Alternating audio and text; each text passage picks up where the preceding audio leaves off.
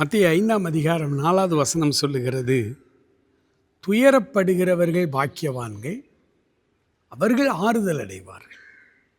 அன்புக்குரியவர்களே, வேத வசனங்கள் எல்லாம் ஆவிக்குரிய வார்த்தைகள், ஆவியாயும் ஜீவனாயும் இருக்கிற வார்த்தைகள் என்று வேதம் சொல்லுகிறது.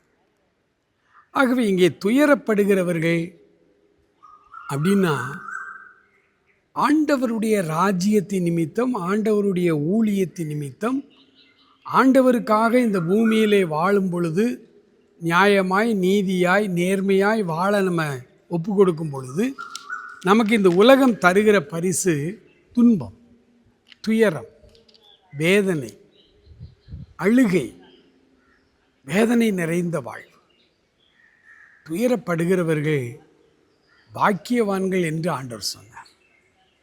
அவருடைய ராஜ்யத்துக்காக அல்லது ஆண்டவருக்காக ரட்சிப்பின் அனுபவத்தோடு நான் பரிசுத்தமாய் வாழ வேண்டும் என்று விரும்புகிற யாவரும் அப்படியே துன்பப்படுத்தப்படுவார்கள் என்று வேதம் சொல்லுகிறது. ஏனென்றால் பரலோக ராஜ்யத்துக்கு செல்லுகிற பாதை இடுக்கமான பாதை, வழி நெருக்கமான பாதை. அது வழியாகி போகும்பொழுது துன்பம்தான். ஆதார் சொல்கிறாரு, இந்த உலக வாழ்க்கையில் நீங்கள் எனக்காகவும் என்னுடைய ராஜ்யத்திற்காகவும் தேவனுடைய ராஜ்யத்தினுடைய நீதியும் நீங்கள் தேடும் பொழுது உங்களுக்கு துன்பம் வரும். அப்படி நீங்கள் துயரப்பட்டு கொண்டிருக்கிற ஒவ்வொருவரையும் பார்த்தவர் சொல்கிறாரு, துயரப்படுகிற நீங்கள் பாக்கியவான்கள், ஆறுதல் அடைவீர்கள், ஆறுதல் அடைவீர்கள். ஆபிரகாமுடைய மடியில் இருக்கிறார் லாசர். ஐஸ்வர்யவான் நரகத்திலே வேதனைப்பட்டு கொண்டிருக்கிறார். அங்கே என்ன வார்த்தை சொன்னார்? நீ உலகத்திலே வாழும் பொழுது சந்தோஷமாய் வாழ்ந்தாய், அதை நினைத்துக்கொள்.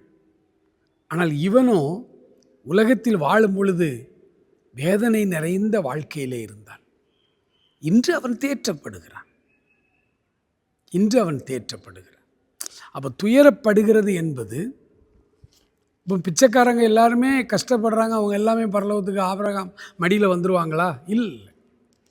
துயரப்படுகிறவர்கள் என்கிற பதம் என்ற வார்த்தை ஆண்டவருடைய வழியிலே நடந்து வரும் பொழுது, இந்த பூமியிலே நல்லவனாய் வாழ நாம் நம்மை ஒப்பு கொடுக்கும் பொழுது பிரச்சனை தான், துயரம்தான், வேதனை தான்.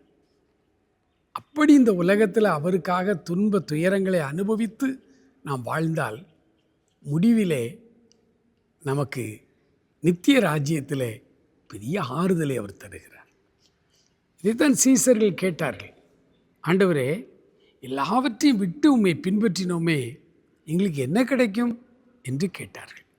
இப்போ ஆண்டவர் சொன்னார், இந்த பூமியில் நீ எதையெல்லாம் எனக்காக ராஜ்யத்துக்காக நீ விட்டு கொடுத்து பாடுகளை அனுபவிக்கிறாயோ, நீ மறுஜென்ம காலத்தில் நீ இழந்தவைகளெல்லாம் 100 மடங்கு பெற்றுக்கொள்வாய் என்று சொன்னார். உலகத்தில் துன்பங்களோடு கூட மறுமையிலே 100 மடங்கு ஆசீர்வாதங்களை பெற்றுக்கொள்வாய் என்று சொன்னார். ஆண்டவர் நம்மையும் இந்த காலை வேளையிலே தேற்றுவாராக. ஆண்டவரே, நான் உம்முடையவனாய் வாழும் பொழுது உலக மக்களுடைய பார்வைக்கு கேலியாய், நான் ஒரு வாழத் தெரியாதவனாய் நான் துயரமும் துன்பமும் அடைந்து வாழ்ந்து கொண்டிருக்கிறேன். என்னுடைய வாழ்க்கை ரொம்ப கஷ்டமாக இருக்கு. ஆனால் ஒரு நாள் நான் ஆறுதல் அடைவேன் என்கிற அந்த காரியத்தை மனதிலே வைத்து என்னை உம்முடைய ராஜ்யத்திற்கென்று ஒப்பு கொடுக்கிறேன், ஆசீர்வதிங்கப்பான்னு சொல்லி ஜெபத்தோடு இந்த நாளை ஆரம்பிப்போம். ஆண்டவர் நம்மை ஆசீர்வதிப்பாராக. ஆமென்.